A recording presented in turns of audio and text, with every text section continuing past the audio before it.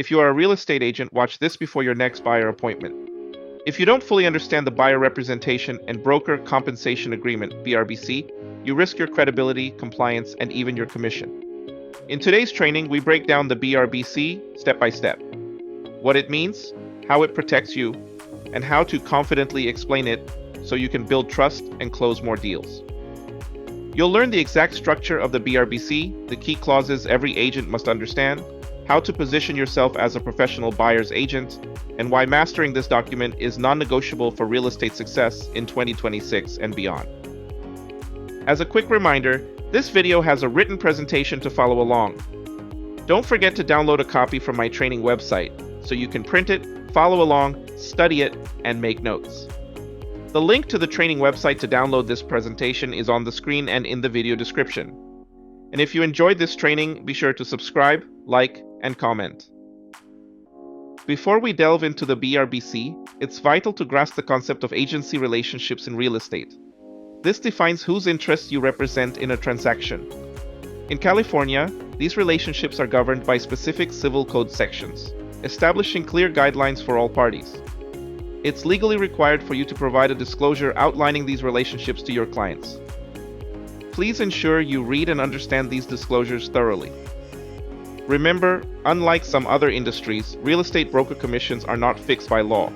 They are fully negotiable between you and your client, and this flexibility is a key aspect of our business.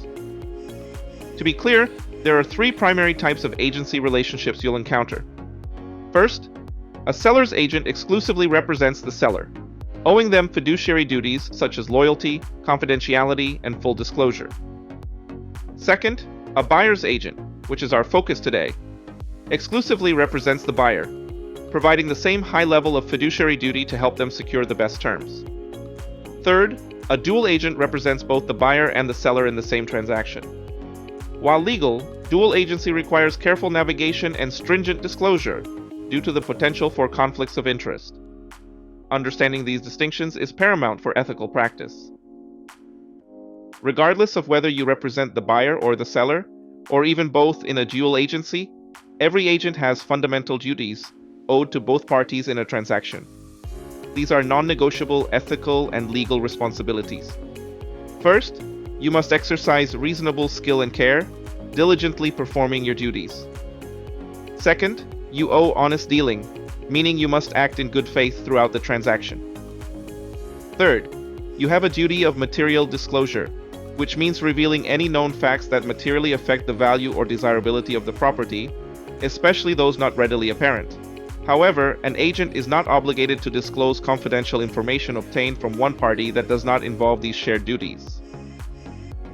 Dual agency is a nuanced area, and it's critical to understand both your obligations and the strict limits it imposes. When acting as a dual agent, you must maintain your fiduciary duty to both the buyer and the seller, ensuring fair and honest dealing. This includes disclosing all known material facts that affect the property's value. However, there are significant limitations.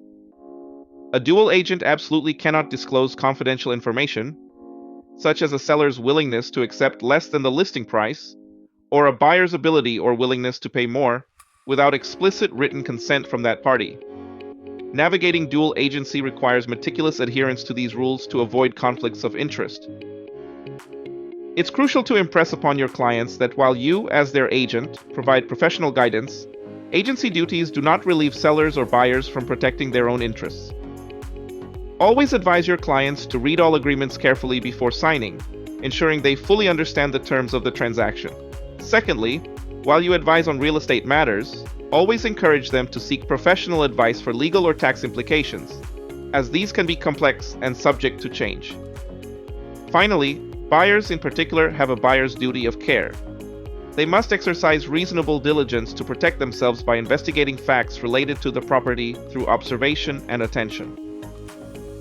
The Buyer Representation and Broker Compensation Agreement, or BRBC, is a pivotal document for establishing your relationship with a buyer. This agreement outlines the scope of your services, the duration of your representation, and how your compensation will be handled. It's designed to formalize the buyer-broker relationship, ensuring clarity and mutual understanding. This agreement typically covers a specified period, during which you will work exclusively or non-exclusively with the buyer to help them find and acquire property.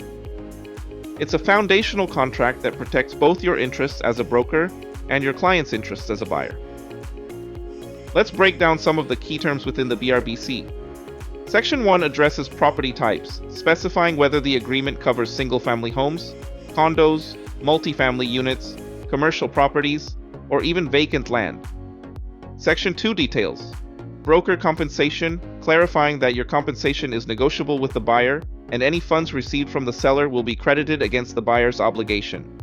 Importantly, you won't receive more than the agreed-upon amount. Section 3 covers cancellation rights, which vary for non-exclusive versus exclusive agreements. Finally, Section 4, financial information, requires the buyer to provide proof of funds and pre-approval within 5 days, with potential cancellation if they fail to qualify. A critical component of the BRBC specifies the conditions under which your brokerage earns compensation. During the representation period, if the buyer acquires a property, your right to compensation is activated.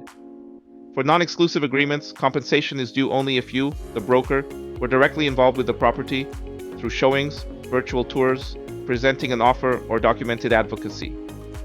However, with an exclusive agreement, you are entitled to compensation if the buyer acquires the property during the representation period, even if your direct involvement was minimal or another broker was also involved. Compensation is typically paid at the close of escrow, with the buyer irrevocably assigning your compensation from their funds in escrow. The BRBC clearly delineates responsibilities for both parties. As the broker, you agree to exercise reasonable effort and due diligence, locate and present selected properties, conduct visual inspections of residential properties, deliver all required disclosures, and comply with anti-discrimination laws. Your commitment is to guide and protect your buyer throughout the process. In turn, the buyer agrees to timely view and consider properties, provide necessary financial information within 5 calendar days, thoroughly read all provided documents, pay for any required reports and investigations, and promptly notify you of any material issues they discover. This mutual agreement fosters a cooperative and efficient transaction. The BRBC also outlines important provisions for handling potential disagreements and ensuring the agreement's integrity. Dispute resolution often includes a mandatory mediation clause, encouraging parties to resolve conflicts amicably before resorting to more formal legal actions. This approach aims to save time and expense for everyone involved. Additionally, the agreement ensures its integrity by including provisions that state the entire agreement is contained within the document, preventing external promises from altering its terms. Finally, it often includes a clause requiring management approval, particularly for any amendments or significant changes to the agreed-upon terms, ensuring proper oversight within the brokerage. It's important for buyers to understand that a real estate brokerage can legally represent multiple clients simultaneously. This means you might encounter situations like multiple buyers, where different agents within your brokerage assist separate buyers interested in the same property. Similarly, under multiple sellers, your brokerage may hold listings on several properties that appeal to the same pool of buyers. All listed properties will be marketed to all prospective buyers. California law also permits dual agency, where your brokerage represents both the buyer and the seller in a single transaction. In such cases, strict fiduciary duties are owed to both sides. Let's clarify dual agency with practical scenarios. In a brokerage dual agency, different agents from the same brokerage represent the buyer and seller respectively in a single transaction. For example, Agent A represents the seller, and Agent B, also from your brokerage, represents the buyer. Both agents work under the same broker. Then there's a single agent dual agency, where one agent represents both the buyer and seller in the same transaction. While legal, this scenario requires immense transparency and careful management to ensure fairness and adherence to fiduciary duties for both parties involved. Full disclosure and informed consent are paramount in both situations. The Broker Compensation Advisory, or BCA, is a document that reinforces key principles regarding how real estate agents are paid. It explicitly states that commission rates are never fixed by law and are always negotiable between the parties. For sellers, this means they agree to pay their broker upon the close of escrow, and the amount is entirely negotiable. For buyers, California law requires a written agreement for their broker's compensation, which the BRBC fulfills. Importantly, while the buyer may pay directly or negotiate for the seller to pay, your broker cannot receive more compensation than what was specified and agreed upon in the buyer representation agreement. The real estate landscape is evolving, especially regarding MLS and compensation practices. Historically, a seller's broker would use the multiple listing service, or MLS, to offer compensation directly to a buyer's broker. However, recent changes stemming from the National Association of Realtors Settlement have prohibited the use of MLS for these compensation offers. This means buyers and sellers will now need to negotiate compensation for buyer's agents separately, outside of the MLS structure. It's crucial for you to understand this shift. Always remember, a buyer's broker cannot receive compensation from any source that exceeds the amount specifically stated in the buyer representation agreement. The Buyer's Investigation Advisory is a critical document that places the primary responsibility for property investigation squarely on the buyer. It highlights the buyer's duty to exercise reasonable care to protect themselves by thoroughly investigating the property. As an agent, while you guide them through the process and point out areas of concern, your role in inspecting the property is limited. You are not a qualified inspector, engineer, or specialist in various fields. This advisory clarifies that your visual inspection is not exhaustive, and buyers should obtain independent professional inspections and reports for all aspects of the property they deem important. When advising buyers on their due diligence, categorize their investigations into these 4 key areas. First, the general condition of the property, including its foundation, roof, plumbing, HVAC, electrical, and structural systems. Second, environmental hazards like asbestos, lead-based paint, radon, mold, and contaminated soil, which can pose significant health risks. Third, consider earthquakes and flooding, assessing the property's susceptibility to natural disasters and the availability or cost of specialized insurance. Finally, investigate permits and zoning, checking for proper building permits, adherence to zoning regulations, and any governmental limitations that might affect current or future use or development. Beyond the core areas, several additional investigations are often crucial. Buyers should check for wood-destroying pests and organisms. They should also assess soil stability, looking for signs of expansive soil, slippage, or settling, and the adequacy of drainage. Regarding water and utilities, investigate water quality, well systems, sewer, septic capacity, and availability of essential services like gas, electric, and internet. Rental restrictions are important for investment properties, covering rent amounts, maximum occupants, and landlord rights. If a solar power system is present, determine if it's owned or leased and understand associated costs. Lastly, advise on neighborhood conditions, including schools, crime statistics, noise, traffic, and proposed developments, which are highly personal factors. The California Consumer Privacy Act, or CCPA, is an important piece of legislation that grants California residents significant rights regarding their personal information collected by businesses.